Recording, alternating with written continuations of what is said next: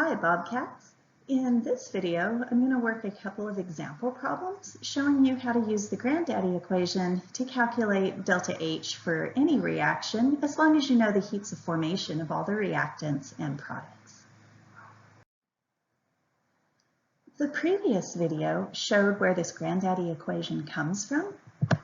It's just a convenient way to let us calculate delta H of reaction from heats of formation data. And we use Hess's law, the elements cancel out, and we get just the reactants and products. And so this big Granddaddy equation tells us that we're going to take the coefficients times the heats of formation of the products, add that up for all of the products that we have. We'll do the same thing for the reactants. We'll take the coefficients times the heats of formation of all of the reactants, and we'll add all of that up, and then we'll subtract what we got for the reactants from what we got for the products. So here's a typical example problem. We're going to calculate the standard enthalpy change for the following reaction. This is the chemical reaction that takes place when you fire up your propane grill and cook something on the barbecue. So we've got propane, C3H8, reacting with 5 oxygens to give us 3 carbon dioxides and 4 waters. And the heats of formation of our reactants and products are tabulated over to the side. And let's see, if we're going to use that Granddaddy equation, our delta H for, and I need to put standard conditions because of all of our data were taken at the standard conditions. And now what we're going to do to make this calculation happen is start with our products. On the product side, we have 3 CO2s and 4 H2Os. So I'll take this coefficient of 3 on CO2 and I'll multiply it by the number that's over here in the table for carbon dioxide, which is a negative 393.5. And I have to add to that the same thing for our other product, which is water. And water has a coefficient of 4, so we'll multiply 4 times the negative 285.3. I'm sorry, negative 285.8. And that is all of our products. And so I want to do the same thing for our reactants. And we're going to subtract that sum for all of our reactants. I'll do all the reactants in this navy blue color. The first reactant that we have is propane, and the second reactant is oxygen. Over here in this table, we have the data for propane, and propane had a coefficient of 1, and the heat of formation for propane is negative 103.85. And then oxygen has a coefficient of 5, so we'll have to add up the other reactant here. And now you run into a problem because this table does not have the heat of formation for oxygen. But if you will remember, all elements in their standard state have a heat of formation of 0. So that's why it's not included in this table. It's expected that we know that that will add up to be 0, or that the heat of formation will be 0 for an element.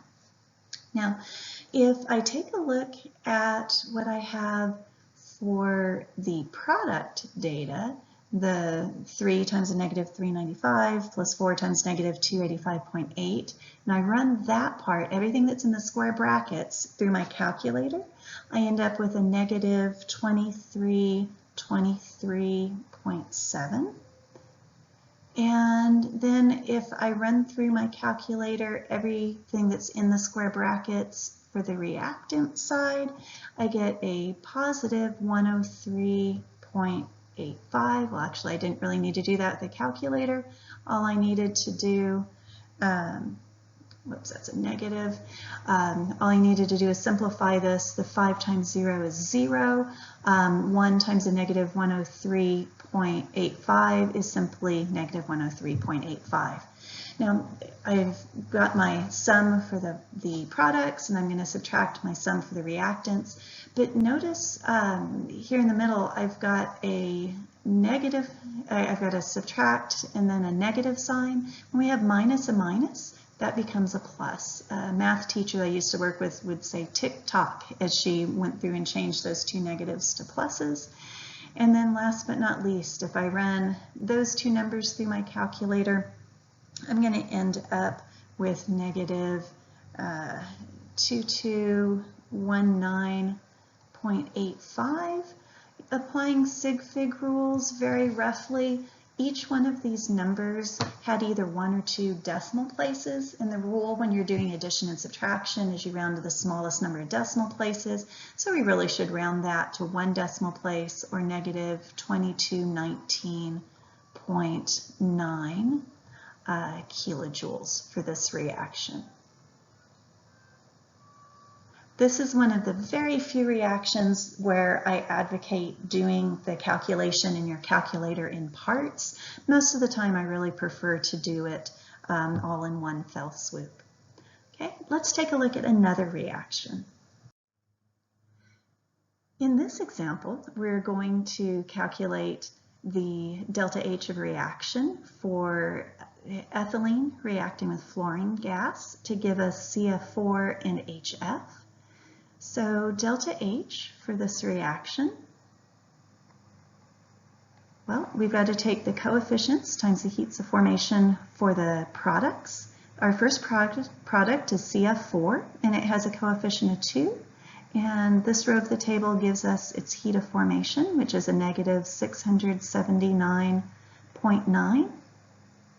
And then our other product is HF, which has a coefficient of 4. And its heat of formation, it's given right here, is negative 273.3. Those are all of our products. And we're going to subtract from this that same process for our reactants. C2H4 has a coefficient of 1 and a heat of formation of 52.4 from our table.